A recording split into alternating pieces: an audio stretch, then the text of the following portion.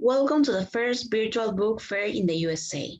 Now we are going to present participants from Argentina, Sandra Galarza, Marcela Barrientos, Liliana Blanco. Presenter, they present tribute to Sylvia Plath. Go ahead, Marcela. Thank you, Miriam. Good morning to all the followers of the United States Virtual Book Fair. Marcela Barrientos greets you from Argentina, who together with Sandra Galarza and Liliana Bianco, both Argentinian too, propose to honor the great writer Sylvia Plath, who demonstrated his literary talent early. Her life was marked by illness, and it was after her suicide that she received all the recognition he deserved. Buenos días a todos los seguidores de la Feria Virtual del Libro de Estados Unidos. Marcela Barrientos los saluda desde Argentina, que junto a Sandra Galarza y Liliana Bianco proponemos honrar a la gran escritora Sylvia Plath, quien demostró temprano su talento literario. Su vida estuvo marcada por la enfermedad y fue después de su suicidio cuando recibió todos los reconocimientos que se merecía. Vamos a comenzar. Sylvia Plath nació en el año 1932 y falleció en 1963. Llamada Sibi familiarmente, nació en Boston, Massachusetts, Estados Unidos. Nacido en el barrio de Jamaica Plain de Boston, Plath demostró su gran talento a temprana edad, al publicar su primer poema con 8 años. Su padre Otto, que era profesor de universidad y una autoridad en el campo del estudio de la etnología, murió en esa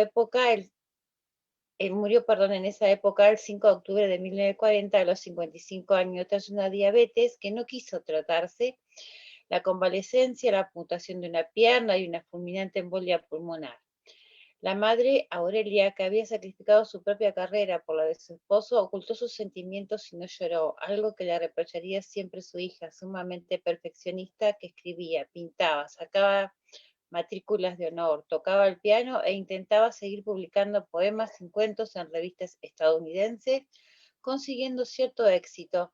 Por entonces inicia unos diarios que escribiría ininterrumpidamente hasta su muerte y rompe con su primer novio, Dick Norton, que le había sido infiel. Siente la condición femenina como una cárcel. Mi gran tragedia es haber nacido mujer, escribió, debatiéndose entre la mujer sumisa como su madre que la sociedad esperaba que fuera y la radical feminista que se sentía y quería ser. En su primer año en la universidad, en el Smith College, Plath realizó el primero de sus intentos de suicidio.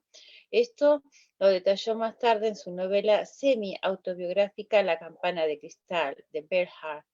Fue tratada en una institución psiquiátrica, el Hospital McLean, con electroshock y pareció recuperarse aceptablemente, tras lo que se graduó con honores en 1955. Plath obtuvo una beca Fulbright que permite estudiar o colaborar en universidades extranjeras y fue a la Universidad de Cambridge, donde continuó escribiendo poesía y ocasionalmente publicaba su trabajo en el periódico universitario Varsity. En Cambridge conoció al poeta inglés Ted Hughes. Se casaron el 16 de junio de 1956, periodo durante el cual Plath daba clases en Smith College. Allí descubrió a su apuesto marido en el campus. A los 2 años de casado, coqueteando, entusiasmado con una estudiante, y su frágil mundo se vino abajo. Personalmente se mudaron a Boston, donde Plath asistió a seminarios con Robert Lowell. Este curso tuvo una gran influencia en su obra. También participaba en los seminarios Anne Sexton. Fue en ese periodo cuando Plath y Hughes conocieron por primera vez a W.S. Merwin, quien admiraba su trabajo y llegó a ser un gran amigo. Al enterarse de que Plath estaba embarazada, volvieron al Reino Unido. Vivió junto a Hughes en Londres durante un tiempo y después se asentaron en Northampton, un pequeño pueblo en Devon. Publicó su primera recopilación de poesía, El Coloso, de Colossus, en Inglaterra en 1960. En febrero de 1961 sufrió un aborto. Algunos de sus poemas hacen referencia a este hecho. Plath realizó una dura terapia que le hizo revivir la conflictiva relación con su madre. Se renovaron los problemas en su matrimonio y se separaron en menos de 2 años, después del nacimiento de su primer hijo. Esta separación se debió sobre todo a la aventura amorosa que Hughes mantenía con la poetisa Asia Webbil, pero hay quienes especulan que Olwyn Hughes, la hermana del poeta, interfirió de manera decisiva en esta decisión. Retornó a Londres con sus hijos, Frieda y Nicholas, alquiló un piso donde había vivido W.B. Yeats. Esto le encantaba a Plath y lo consideró un buen presagio. Cuando comenzaba el proceso de su separación en el invierno de 1962-1963, fue muy duro. El 11 de febrero de 1963, enferma y con poco dinero, Plath se suicidó asfixiándose con gas. Está enterrada en el cementerio Heptonstall en West Yorkshire. Aunque durante mucho tiempo se consideró que sus repetidas depresiones e intentos de suicidio se debieron a la muerte de su padre cuando ella contaba con 9 años, pérdida que nunca logró superar, hoy se cree que padecía trastorno bipolar. Su hijo Nicholas Hughes Plath fue un hombre solitario. Se refugió en la privacidad de Alaska como profesor de ciencias del mar en la Universidad de Alaska Fairbanks. Maníaco depresivo y solitario, nunca se casó ni tuvo hijos. Y el 16 de marzo de 2009 se suicidó ahorcándose en su casa de Alaska.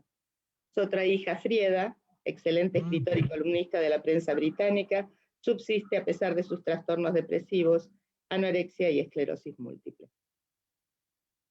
Su viudo, Hughes, se convirtió en el editor del legado personal y literario de Plath. Supervisó y editó la publicación de sus manuscritos. También destruyó el último volumen del diario de Plath, que trataba del tiempo que pasaron juntos en 1982. Plath fue la primera poeta en ganar un premio Pulitzer póstumo por poemas completos, The Collected Poems. Muchos críticos, sobre todo del ambiente feminista, han acusado a Hughes de intentar controlar las publicaciones para su propio beneficio. Por su parte, Hughes lo ha negado enérgicamente, aunque llegó a un acuerdo con la madre de Plath, Aurelia, cuando ésta intentó evitar la publicación de las obras más controvertidas de su hija en Estados Unidos, lo cual para muchos fue muy egoísta por parte de Hughes. En su última recopilación, Cartas de cumpleaños, Birthday Letters, Hughes rompió su silencio acerca de Plath. En esta obra es extremadamente franco, aunque no pide disculpas. El diseño de tapa del libro fue hecho por Frieda, la hija de Silvia. Los primeros poemas de Plath fueron recopilados en su primer libro, El Coloso, de Colossus. Aunque bien recibido por la crítica, ha sido a menudo descrito como convencional y carente del drama de sus obras posteriores. Ha habido mucho debate sobre cuánto se vio Silvia influenciada por el trabajo de Hughes.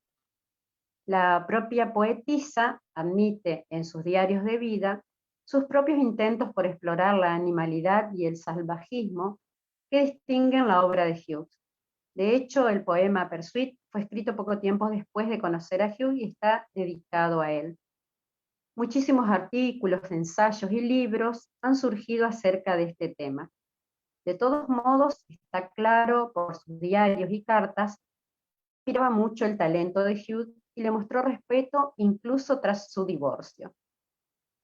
A pesar de esto, sus obras son genuinas y las similitudes entre ambos poetas son mínimas. Debemos recordar también que toda creación artística cuenta con influencias visibles, en ocasiones incluso explícitas, y la presencia de estas no determina o niega la originalidad de una obra de arte. En Tres mujeres, poemas narrados por la BBC en 1962, Silvia dota de una nueva visión a su poesía. A partir de este momento, concibe los poemas para ser leídos en voz alta. Además, se plantea como un poema feminista y antibelicista, que narra la maternidad desde el punto de vista de tres mujeres. Se trata de uno de sus últimos escritos, junto con los recogidos en Ariel. Los poemas en Ariel marcan el punto de inflexión de sus primeras obras hacia un área de poesía más confesional. Es probable que las enseñanzas de Lowell, quien enfatizaba lo confesional, hayan tenido mucha importancia en este cambio. El impacto de la publicación de Ariel fue muy dramático, con sus francas descripciones del descenso hacia la locura. Las obras de Platt también han sido asociadas con Sexton. Ambas sufrieron de enfermedades mentales y se suicidaron, por lo que las comparaciones son quizás inevitables.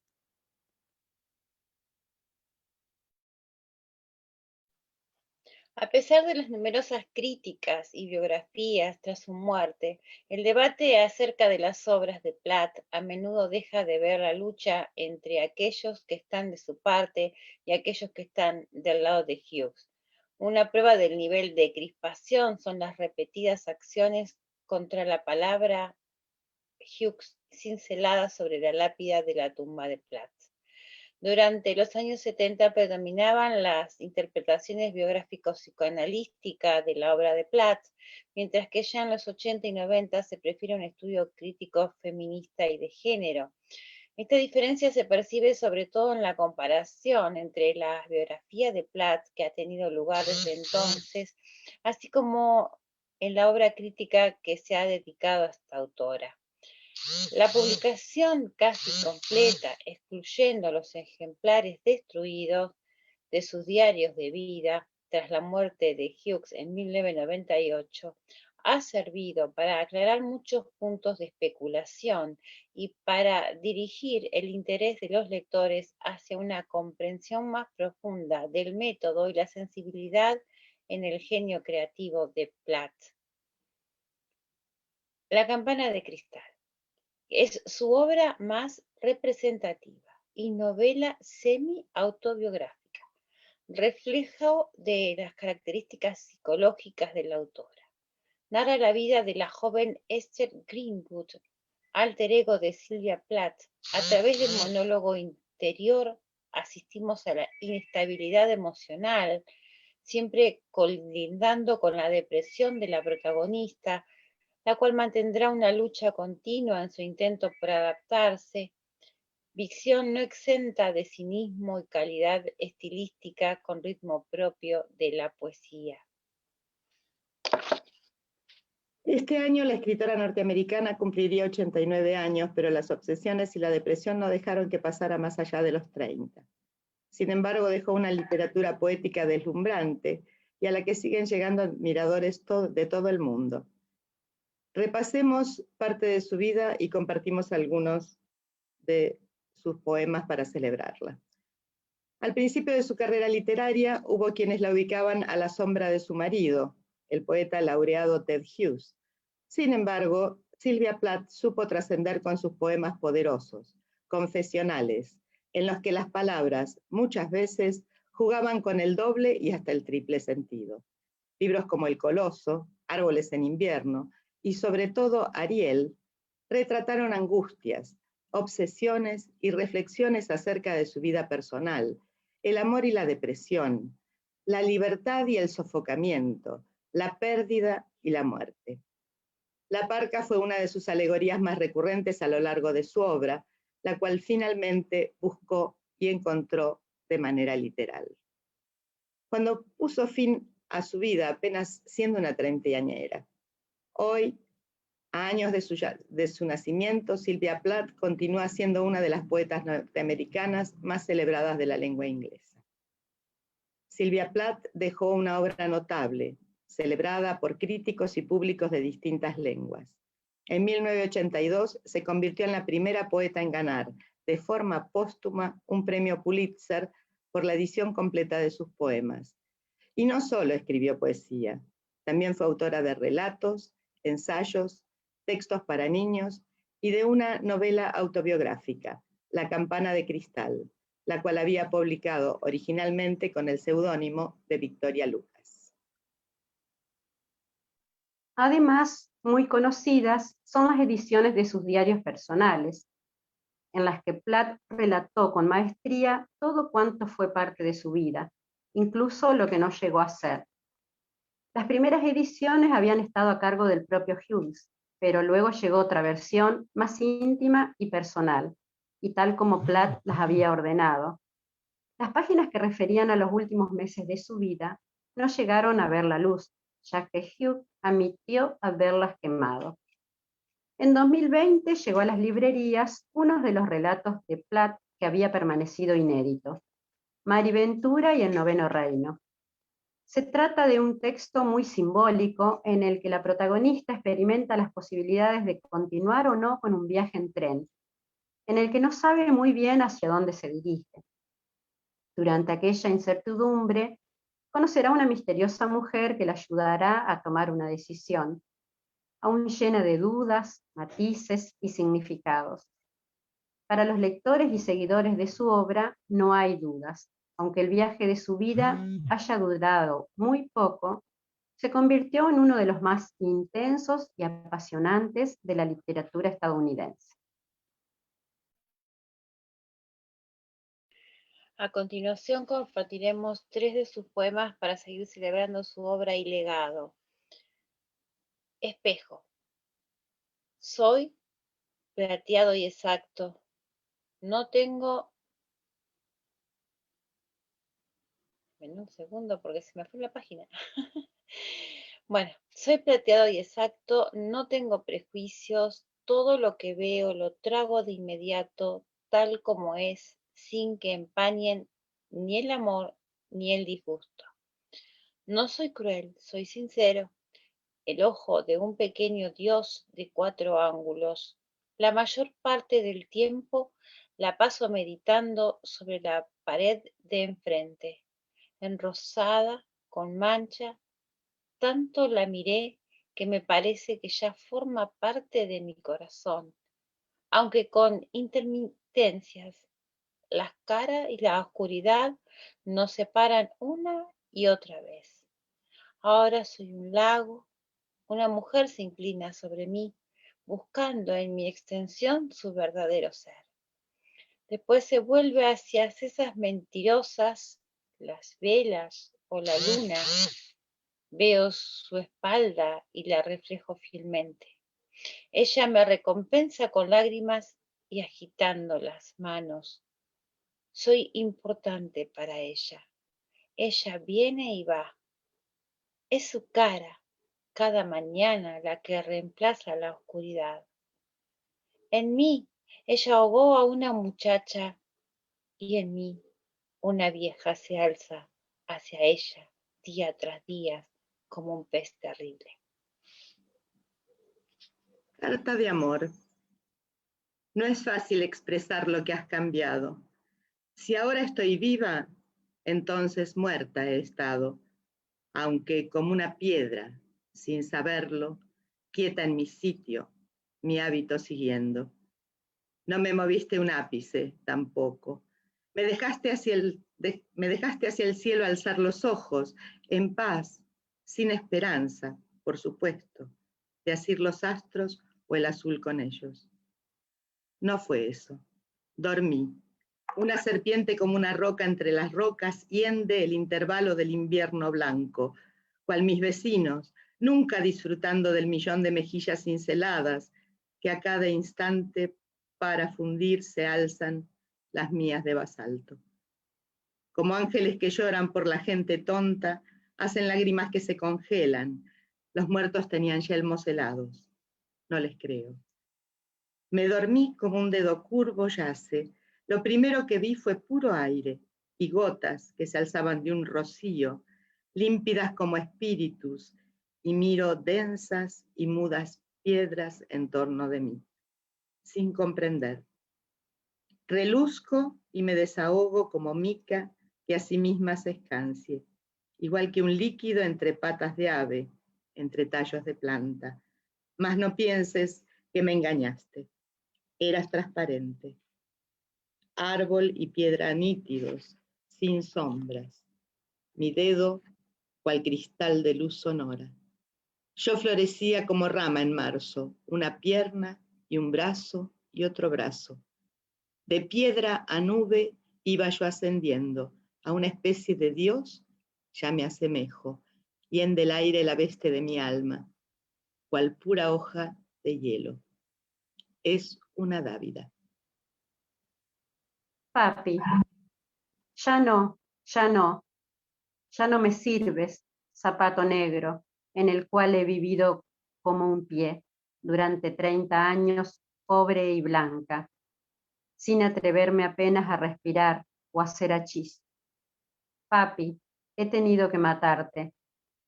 Te moriste antes de que me diera tiempo, pesado como el mármol, bolsa llena de Dios, lívida estatua con un dedo del pie gris, del tamaño de una foca de San Francisco, y la cabeza en el Atlántico extravagante, en que se vierte el verde legumbre sobre el azul, en aguas del hermoso Nauset.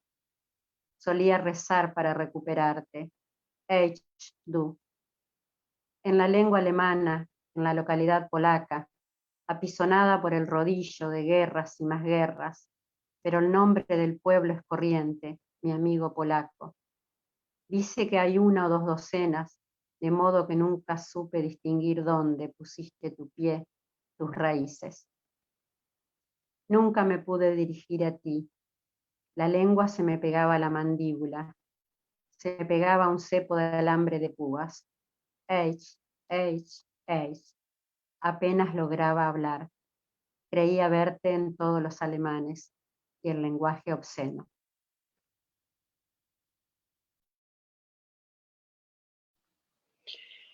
Hay gente que es recordada por el contenido de su vida y la medida en la que impactaron al mundo. Hay otros que simplemente son famosos por haber muerto.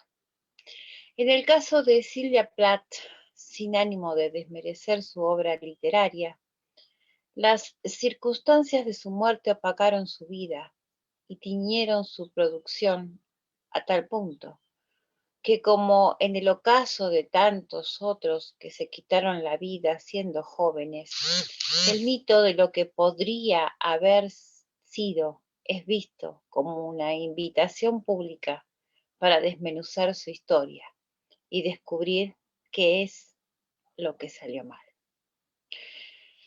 Sylvia Plath, nacida el 27 de octubre de 1932 en Massachusetts, Estados Unidos, era realmente una persona de gran inteligencia y sensibilidad.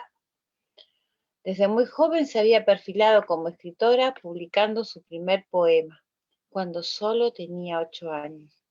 Y a pesar de las limitaciones económicas de su familia, siempre se esforzó por salir adelante. En los siguientes años, con una mezcla de necesidad y de deseo de hacerse un nombre, sus cuentos y poemas salieron publicados en todo tipo de revistas. Ganó premios literarios y consiguió becas como la que le permitió estudiar literatura en Smith College, entonces la universidad femenina más grande del mundo. Tenía todo para triunfar, pero su vida interior, como atestiguan las miles de páginas que escribió a lo largo de su vida, en forma de diarios, poemas y prosas, era complicada. Su primer gran trauma había sido la muerte de su padre en 1940, por complicaciones relacionadas con la diabetes. Años después, siguió escribiendo sobre él. Daddy, escrito en 1962, es el ejemplo más claro, y es obvio que esta muerte la obsesionaba, al punto que muchos han tendido a ver esto como el disparador de todos sus posteriores. A todo esto se sumaba el desconsuelo que venía, no solo de las depresiones y los objetivos de perfección impuestos por ella misma y por las convenciones sociales de la época, sino también de su dura batalla contra la depresión y lo que hoy se cree que era un trastorno bipolar.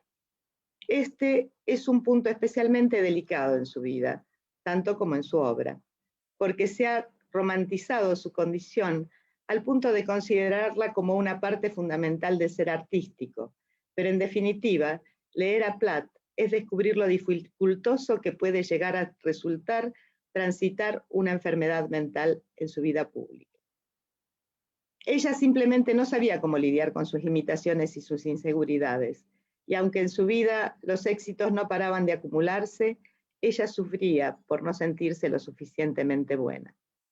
En un contexto de tal fragilidad, a sus luchas constantes se agregó el rechazo cuando, en el verano septentrional de 1953, se declinó su solicitud para participar de un taller literario en Harvard, dirigido por el escritor Frank O'Connor. Para paliar la depresión, recibió la mayor ayuda que podía recibirse entonces y fue sometida a terapia de electroshock, pero los resultados fueron magros. En agosto de ese año, con apenas 20 años, se intentó suicidar por primera vez. Esa mañana, cuando la niñera de sus hijos la encontró muerta a los 30 años, con su cabeza metida en el horno, la historia de Sylvia Plath, como la conocemos hoy, comenzó a definirse. Su suicidio disparó el interés en su obra e incluso en Estados Unidos, donde no había gozado de mucha popularidad, todos empezaron a hablar de ella. El suicidio y la muerte parece estaban de moda y la tragedia de Plath encajaba perfectamente en esta tendencia. Ted Hughes, que todavía era legalmente su marido, heredó los derechos de su obra literaria y dedicó el resto de su vida a publicar sus textos inéditos, según su hija Frieda, porque veía en el cuidado de su trabajo una forma de tributo y una responsabilidad. Este hecho no es menor ni está desprovisto de controversia, ya que además de realizar el cuidadoso trabajo de armar ediciones como la de Ariel y de la versión norteamericana de La campana de cristal, tomó decisiones cuanto menos sospechosas, como la de destruir los últimos diarios de Plath, según él porque no quería que sus hijos vieran lo que estaba allí escrito. Esta actitud, sumada a las ya conocidas polémicas alrededor de su matrimonio y al hecho de que su amante se suicidó de la misma forma que su mujer, terminó volviéndose parte del mito de Plath como mujer sometida que se armó dentro de las filas de los movimientos feministas de la década del 70. La visión ciertamente fue pregnante e inspiró críticas en contra de Hughes por enriquecerse a costa del trabajo de Plath. Vandalismo dirigido al nombre de casada de la autora, que su marido decidió incluir en su lápida, e incluso acusaciones públicas de asesinato. En definitiva, mucho de lo que sucedió permanece en la oscuridad, perdido entre los ribetes de la relación personal entre Hughes y Sylvia. En este punto, especialmente con todo lo que la misma Plath documentó de su vida, vale la pena recordar lo que Frieda, única heredera de Plath después de la muerte de su padre en 1997 y el suicidio de su hermano en 2009, advirtió acerca de los usos de su madre. Desde que murió, ha sido disecada, analizada, reinterpretada, reinventada, novelada y en algunos casos completamente falsificada. Todo se resume a esto. Sus propias palabras son las que mejor la describen. Sylvia Plath se cuestionó el papel social de la mujer, una poeta con una vida compleja y frágil, una mujer que fue niña precoz y que pocos días antes de quitarse la vida escribió versos como este: fluye por las volutas de su toga, sus pies descalzos parecen decir: hasta aquí hemos llegado, se acabó. Después, y cumplidos los 30 años, decidió meter la cabeza en el horno de gas. Una mañana del 11 de febrero de 1963, cuando esta escritora, que tenía dos pequeños de 3 años y 1 año, hijos de su matrimonio con otro gran escritor, Ted Hughes, quien la abandonó meses atrás, decidió dar por terminada su vida dejando una vasta obra. Una poesía trascendente y simbólica que ha hecho que, a pesar de su corta edad, esta escritora nacida en Boston, Massachusetts, Estados Unidos, el 27 de febrero de 1932, sea considerada una de las poetas más importantes del siglo XX. Se cuestionó el papel social de la mujer y su obra también sirve para analizar las dificultades que tenía la mujer para acceder al mundo de la creación por tener que cuidar también de la casa y la familia. Plath, poeta confesional, fue hija literaria de Virginia Woolf y Emily Dickinson, a quienes la poeta consideraba sus madres literarias. según reconoce Ted Hughes en la edición que hizo de la poesía completa de Plath para Faber y Faber. La campana de cristal, una novela que viaja al presente como una corriente eléctrica y nos interpreta de tú a tú, sin mediaciones. Se ha convertido en un clásico del feminismo. Bueno, chicas, antes de terminar, como siempre hacemos un pequeño debate de qué es lo que pensamos entre nosotras de esta gran poeta, ¿no? Yo creo que el papel de mi marido posterior a su muerte tiene mucha influencia, ¿no? En lo que quedó de su obra. Sin duda, porque él se hizo cargo de popularizarla aún más. Es decir, él se ocupó de publicarlo. Si bien... Desmuteate, Sandra. Gracias, Liliana. Decía que una vida asignada por la tragedia, porque no solamente ella se suicidó, sino también su hijo, por lo que estuvimos viendo. Así que realmente una vida muy trágica, pero sin embargo esa misma tragedia fue la que impulsó su carrera, ¿no es cierto?, literaria, porque a partir de su decisión fue que sus poemas y sus obras fueron vistas con mayor interés por el público, ¿no es cierto? Sí, por supuesto con su ex esposo, porque ya estaba divorciado, fue quien fue el encargado de recopilar toda su obra. Y encima nos va a quedar la duda de lo que él quemó, ¿no, Liliana? Sí, totalmente, totalmente. Él, creo que ahí hubo un poco de abuso por su parte, porque hubiese sido muy interesante ver la cantidad de cosas que no podemos ver ahora y que podemos de alguna manera inferir o intuir a través de su obra. Seguramente eso se perdió sin duda, porque no va a haber otra manera de recuperarlo. Es una pena esa decisión, ¿no? Porque a lo mejor incluso tiene que ver con la relación que había entre ellos, ¿no? Y esto de sentirse como adelantada en sus ideas feministas, ¿no? Que en ese momento, como dice ahí, lo que le costaba a la mujer ser escritora y ser ama de casa y ser todo, ¿no? Sí, y además la poca consideración que se tenía con respecto al profesionalismo en la escritura de la mujer, ¿no es cierto? Es decir, la mujer no. ¿Qué podía escribir una mujer que no fueran fanzines o novelitas de amor? Miremos lo que escribió Plath, ¿no es cierto? Exactamente, exactamente. Como que, bueno, la verdad que esta homenajeada fue a referencias de Katia Nevarillas, que ella nos ofreció homenajearla. Ella, Lili, gracias por suplirla, porque la verdad que tomaste este tren como ya con la carga a cuesta, y Silvia Plath era la elegida de nuestra compañera Katia Nevarillas, que no pudo estar presente en los homenajes, y bueno, le dijimos, Liliana, ya que estamos con Toni Morrison, carguemos con las demás, ¿no? ¿Cómo te sentiste? ¿Cómoda? No, todo muy bien, todo muy bien. Podríamos ahora leer algunos poemas más de ella, ¿no? Como para que Sí. los que nos están escuchando vean la impronta de su sentir, ¿no? De la profundidad de lo que escribe. Yo tengo una, dice, el verano envejece, madre fría. Y bueno, después la leo y dice así. El verano envejece, madre fría, y los insectos son raros y escuálidos. En este hogar palustre solamente graznamos, nos ajamos. Las mañanas se van en somnolencia, el sol tardíamente nos alumbra entre cañas sin nervio, moscas, fáltanos, el lecho se muere, la helada hasta la araña envuelve. Cierto que el Dios de la abundancia por aquí anda, nuestra gente adelgaza, da pena. Bueno, yo tengo otro si quieren.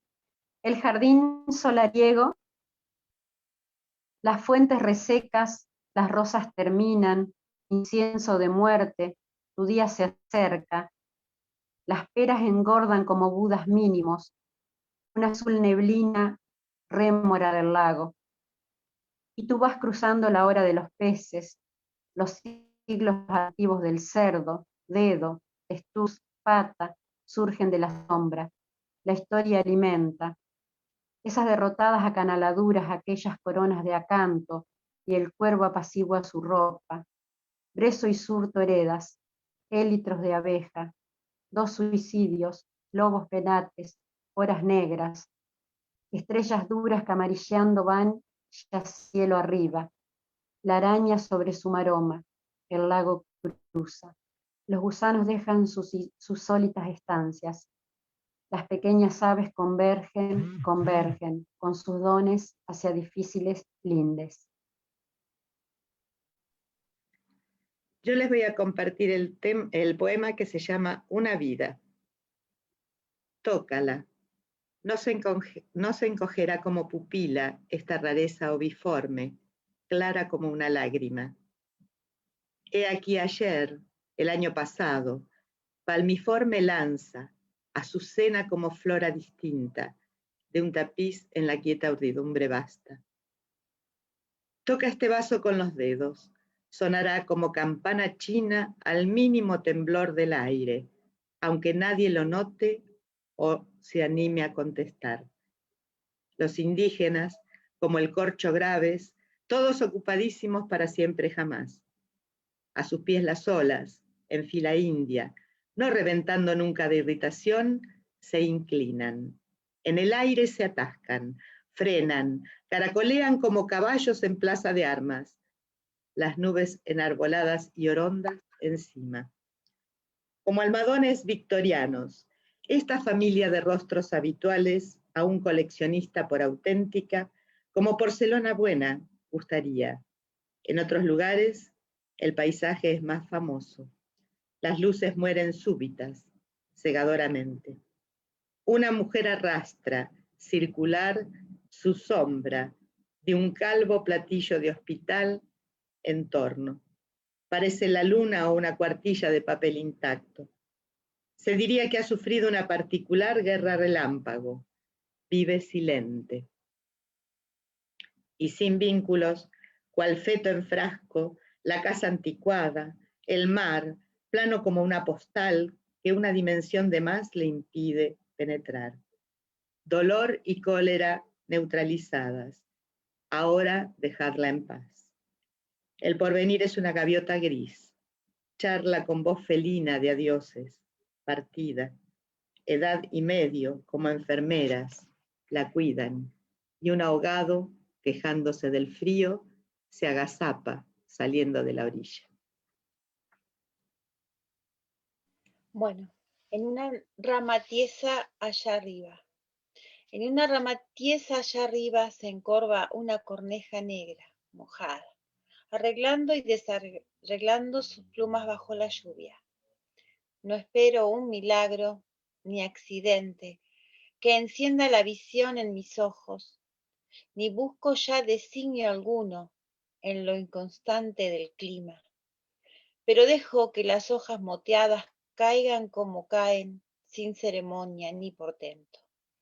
Aunque en ocasiones, lo admito, deseo alguna réplica del cielo mudo. La verdad, no me puedo quejar.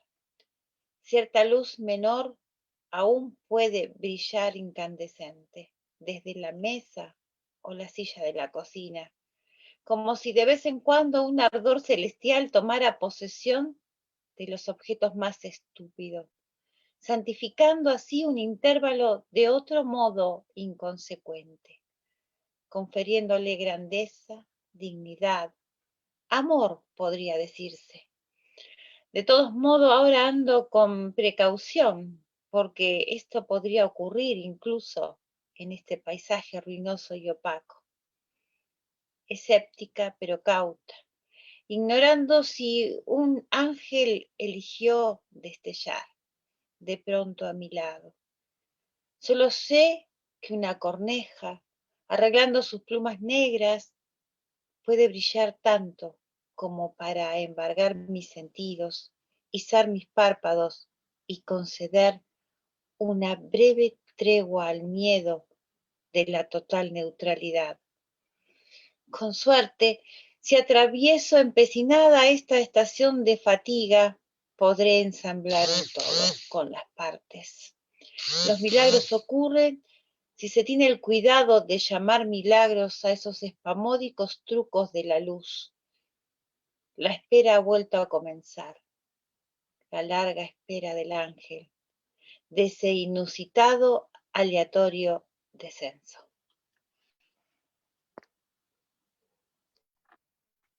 Bueno, yo les voy a leer Loreley, que dice así: no es noche esta de ahogarse, luna llena, reacio río bajo luz suave, acuosas nieblas bajan tupidas como redes, los dueños reposan, traduciéndose en vidrio lúcido mientras flotan las torres del castillo.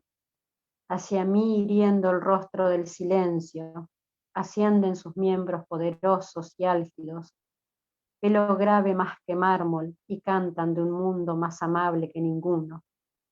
Estos cantos hermanas, sobrepasan al oído gastado, que aquí, en el campo, escucha, bajo el orden impuesto, la armonía caduca. El orden que vosotras citáis con vuestras voces, vivís entre las rocas de oníricas promesas de refugio, de día bajáis de la pereza de altas ventanas, peor que vuestro enloquecido canto o mudez. La voz de vuestro fondo llama, embriaguez del abismo.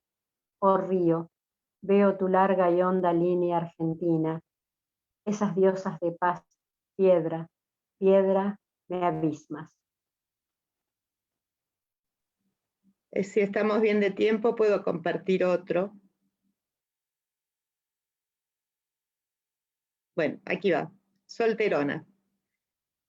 Esta chica de quien hablamos en un paseo de abril ceremonioso con su último pretendiente, súbitamente se asombró muchísimo del charlar de los pájaros y las hojas caídas. Así, afligida, ella vio que los ademanes de su amante agitaban el aire y se irritó entre el caos de flores y de lechos. Acres. Juzgó los pétalos confusos, la estación ajada. Cómo deseó el invierno, austeramente, en orden minucioso, de blanco y negro, de hielo y roca, todo deslindado, de corazón a fría disciplina. Sometió exacto, cual copo de nieve. Pero he aquí, un capullo, de sus 5 sentidos de gran dama, una grosera confusión deduce, traición incontrolable, que el idiota se rinda al caos de la primavera, prefirió retirarse. Y rodeó su casa de alambradas y muros impasables contra el tiempo rebelde, tanto que nadie la rompiera con maldiciones, puños, amenazas, ni con amor tampoco.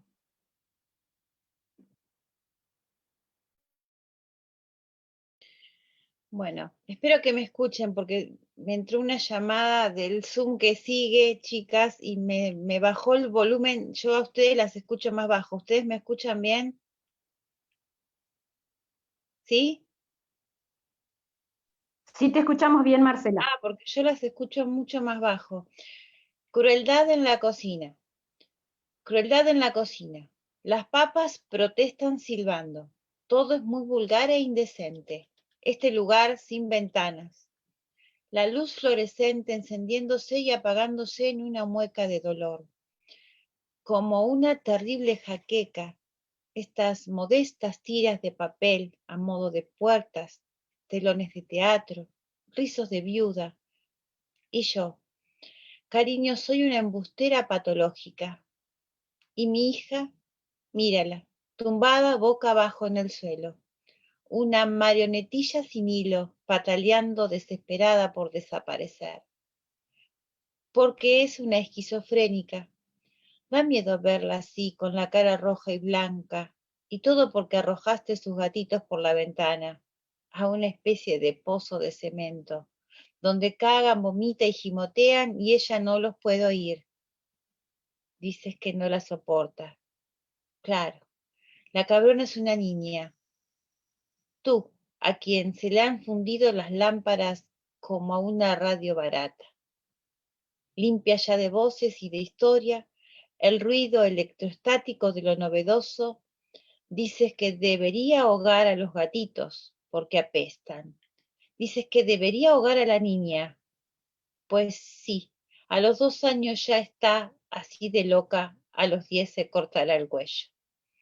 El bebé, en cambio, ese caracol rechoncho, sonríe desde los pulidos rombos del linóleo anaranjado.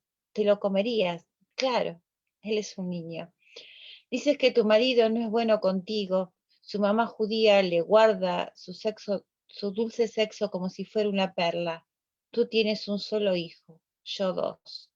Debería sentarme en una roca, allá, en Cornwall, y dedicarme a peinarme el cabello. Debería llevar pantalones de piel de tigre y liarme con alguien. Los 2. Sí, deberíamos reencontrarnos en otra vida, reencontrarnos en el aire, tú y yo. Entrando la cocina llena de grasa y caca de bebé. Me siento atontada y lenta por culpa del somnífero de ayer. La humareda de la cocina, la humareda del infierno flota sobre nuestras cabezas, 2 oponentes ponzoñosas. Nuestros huesos, nuestros cabellos. Yo te llamo huérfana, huérfana. Estás enferma. El sol te produce úlcera, el viento tuberculosis. Una vez fuiste hermosa. En Nueva York, en Hollywood, los hombres decían, ¿llegaste? Wow, nena, pues sí que eres especial. Pero tú fingías por puro placer. El marido impotente se escabulle penosamente fuera en busca de un café. Yo intento retenerlo. Esa vieja vara que aguanta los rayos, los baños de ácido, los cúmulos que surgen de ti. A fin se larga bajando la colina empedrada de plástico, tranvía apaleado, desparramado chispas azules que se fragmenta como el cuarzo en millones de astillas. Oh joya, objeto valioso, esa noche la luna arrastraba su bolsa de sangre como un enfermo animal por encima de las luces del puerto. Y de pronto volvió a ser ella, dura, distante, blanca. Su brillo de hojuela reflejado en la arena me daba un miedo de muerte. Nos entretuvimos cogiendo puñados de ella, amándola, amasándola como si fuese pasta el cuerpo de un mulato, gravilla sedosa. Un perro husmeó y se quedó mirando a tu perruno marido y así continuaron por un buen rato. Ahora estoy aquí, callada, inmersa hasta el cuello en mi odio, un odio denso, denso. No hablo. Estoy empaquetando las papas duras como si fueran ropa buena, empaquetando a los niños, empaquetando los gatos enfermos. Oh, jarra de ácido, pero así es de amor, de lo que están llena. Tú bien sabes a quien odias. Ahora él está abrazado a su bola de prisionero ahí abajo, junto a la puerta de la verja que da al mar, justo donde éste se adentra blanco y negro y todo refluye. Cada día lo rellenas de sustancia anímica como si fuese un cántaro. Estás cansada. Tu voz es mi penitente, un murciélago deseoso de sangre aleteando y chupando. Eso es, eso es. Asomas la cabeza por la puerta, triste, endemoniada, bruja. Todas las mujeres son unas putas. No logro comunicarme con nadie. Veo como tu precioso decorado se cierra sobre ti, como el puño de un bebé o una anémona, esa querida, del mar, esa cleptómana. Yo aún estoy muy verde. Te digo que tal vez vuelva. Ya sabes para qué te sirven las mentiras. Pues tú y yo jamás nos reencontraremos, ni siquiera en tu cielo zen. Esta poesía está escrita en 1962, o sea que creo que acá es un resumen de toda su vida prácticamente, de toda su tortura, de ese matrimonio, de tal vez hasta las aventuras de su marido, de esa cocina en la que terminó suicidándose, ¿no? Creo que en estos versos está puesto casi mucho más de lo que imaginamos, ¿no? Es como que, es como que se habla a sí misma, como que se está hablando a sí misma, digamos, en el tema. Sí, además trasunta muchísimo dolor en todas sus comparaciones y utiliza muchas imágenes que es para leerla detenidamente, ¿no es cierto? Porque más allá de lo que dice otra cosa y dicen más cosas, ¿no es cierto? Es decir, habría que leerla muy entre líneas, se recomienda, o yo recomendaría leerla con tranquilidad y tratando de absorber el sentimiento que ella trasunta a través de sus palabras. Cuando dice que como que el marido no quiere a esa hija mujer, pero sí al niño, ¿no? Que dice sí, porque es un varón, ¿no? ¿Qué nos deja ver esas palabras, ¿no? Como que siempre se desmerece el nacimiento de una hija mujer y siempre el hijo varón es el que os continúa, ¿no? El apellido o lo que sea, ¿no? Es que todavía estaba en esa transición de ponerse más contento cuando el hijo era varón, ¿no? Cuando nació Claro, un además varón que cuando nació una mujer. estábamos en 1962, ¿no es cierto? Todavía las mujeres habíamos avanzado bastante porque los primeros pasos quizás fueron los más difíciles, pero todavía hoy, chicas, seamos honestas, los hombres quieren su hijo varón, necesitan porque necesitan jugar con los niños, es decir, no con las niñas se les complica porque les cuesta entendernos. No sé qué opinan Y es ustedes. la manera que tienen de continuar el apellido también, porque las niñas luego se casan y sus hijos tienen el apellido de sus maridos, digamos. Así que los niños varones son los que le dan continuidad a su apellido. Por eso es que, supongo que debe ser por eso, es que los padres No se siempre habla mucho prefieren incluso porque se un habla hijo varón. de él con su relación con sus hijos después de, calculo que habrán quedado a cargo de él, ¿no? A los dos, no sé, no se habla mucho de esa parte. Se habla así de que él se hizo cargo de la obra de Silvia Plath, pero bueno, calculo que él se habrá hecho cargo de los hijos también y si el hijo varón terminó allá lejos y años suicidándose, calculo que habrá una impronta muy grande, ¿no? De esa mamá que le faltó tan jovencito, tan de bebé, porque él creo que era el más chiquito, ¿no? Sí, creo que la nena era la mayor. Sí, y además, La verdad que bueno, mucho, no sé si tienen otro poema ustedes para... ¿vos tenés, Sandra? Yo tengo uno que se llama Tulipanes, creo que no lo leyeron todavía, No, no se leyó Tulipanes. que dice así, tulipanes. Los tulipanes son demasiado susceptibles y aquí estamos en invierno. Mira qué blanco está todo, qué nevado, qué apacible.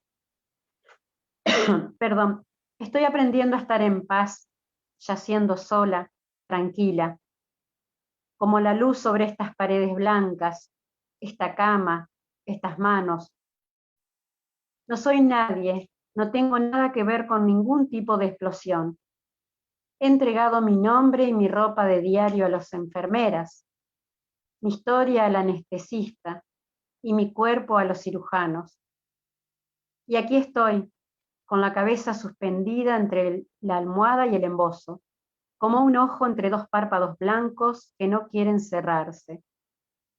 Estúpida pupila siempre tiene que captarlo todo. Las enfermeras pasan una y otra vez sin molestar, igual que pasan las gaviotas volando tierra adentro con sus cofias blancas. Las manos ocupadas, la una idéntica a la otra, por lo que resulta imposible decir cuántas hay.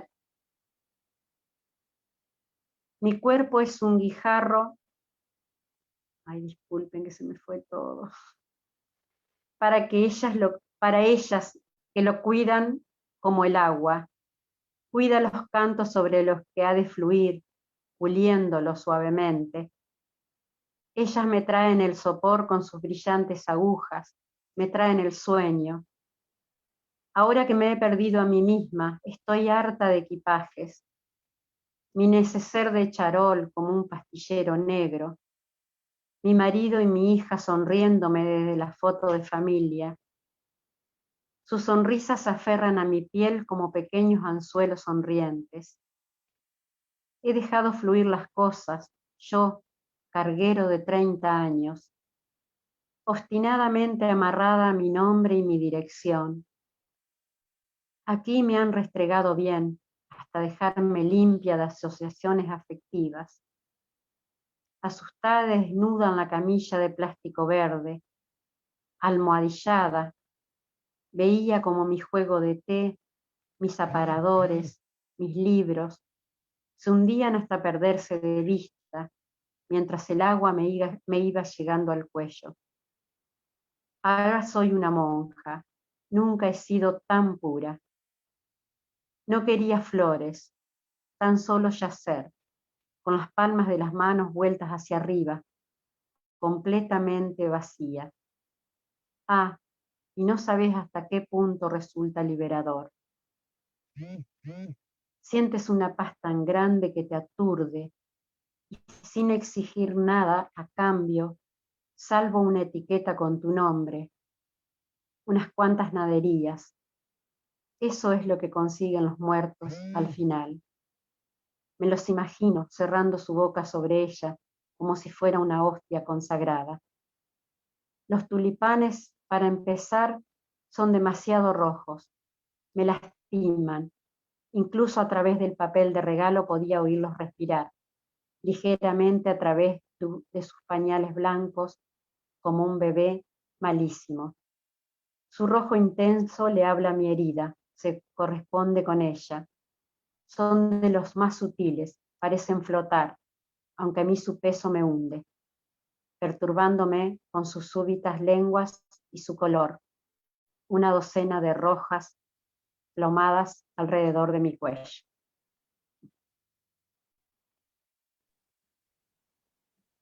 Lili, porque quedan 5 minutos, o querés que vamos. Yo creo que con este poema cierra muy bien nuestra presentación. La verdad que Tulipanes da un paneo general de sus últimos días y de sus riquísimos 30 años a pesar de todo. No sé ustedes qué opinan. No, está bien, muchísimas gracias. Yo quería saber si tenías alguna otra como para terminar. Tengo otra, pero la verdad que me parece que el poema que nos leyó Sandra es un cierre perfecto para este tributo. Sí, la verdad que por lo menos estos que hemos elegido, y el primero, incluso el que leí yo, el del espejo, ¿no? El hablarse, como que el espejo le habla a ella, la verdad que todos son muy, muy completos, indicativos del tipo de personalidad a lo mejor que tuvo ella. Bueno, vamos a cerrar un poquito en inglés. Le digo, I thank you both for allowing me to accompany you in this deserved tribute, and I also thank the organization of the USA Virtual Book Fair that opened a door to the world. Les agradezco a ambas por haberme permitido acompañarlas en este merecido homenaje, y también agradezco a la organización de la Feria Virtual de Estados Unidos, que nos abre una puerta al mundo. La verdad que siento que ustedes me acompañaron a mí, porque, bueno, ustedes saben que tenía tantos homenajes, me están esperando Ray Bradbury, que me está sonando a cada rato, que fue la llamada que tuve, y así que siento que me acompañaron ustedes a mí, incluso haciendo parte, la mayor parte del tema investigativo. Bueno, aunque Silvia Plath sí fue la que investigué yo, pero bueno, muchísimas gracias, chicas. Es un honor contar con ustedes, y sé que lo hacen desde el corazón, y no solamente desde el corazón, sino desde ese interés que tenemos las que nos gusta escribir y leer, de investigar a tantos poetas que nos precedieron. Gracias a vos, Marcela. Sí, bueno, sí, gracias a vos, Marcela, y la verdad que sí que es un placer compartir, y porque se aprende muchísimo a través de estas ponencias que uno empieza a investigar, por ahí autores que no conocía tanto, y que la verdad que uno empieza a leerlos y son impresionantes. Así que bueno, mi agradecimiento a vos y a la organización de la feria por brindarnos estos espacios tan enriquecedores. Thank you very much. Exactamente eso, ¿no? Que podamos compartirnos con los conocimientos y ampliar nuestro espectro, ¿no es cierto? Es decir, yo no, la verdad es que yo no sabía mucho de Plath, y me resulta así muy, muy impresionante, esa es la palabra, me impresionó. Así que muchas gracias Marcela, muchas gracias a los organizadores de la feria, y aquí estamos, seguimos. Bueno, gracias, es la palabra. Thank you so much. Thank you, Marcela. Thank you, Sandra. Thank you, Liliana.